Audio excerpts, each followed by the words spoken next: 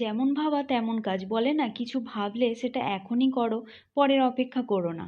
তো মিষ্টি স্কুল খুলে গেছে বলে সবাই চলে গেছে দিল্লি ফিরত, আর আমি আর মা রয়ে গেছি বাড়িতে একা। কদিন জানো কি পরিমাণে বৃষ্টি হচ্ছিল, আজকে একটু ওয়েদারটা ভালো আছে।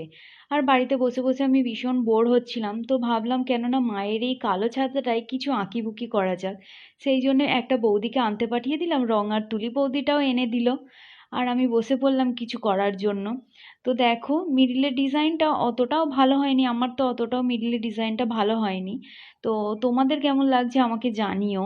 আর সাইডের ডিজাইনটা মনে হয় একটু ভালো হয়েছে, আমার তো মনে হচ্ছে একটু ভালো হয়েছে। তো তোমাদের কেমন লাগছে আমায় অবশ্যই জানিও। আমি তো মাকে জিজ্ঞাসা করলাম তোমার কেমন লাগছে, মা বলল আমার ভালোই লাগছে। তো আমি কিন্তু তোমাদের কমেন্টগুলো পড়বো, তোমরা অবশ্যই আমায় জানাবে যে আমি কেমন করেছি। আর আমি নেক্সট টাইম যদি সুযোগ পাই আমি আরও ভালো করার চেষ্টা করব, জানি না কতটা পারবো, তাও করার চেষ্টা করব। তোমাদের কেমন লাগছে আমায় জানিও।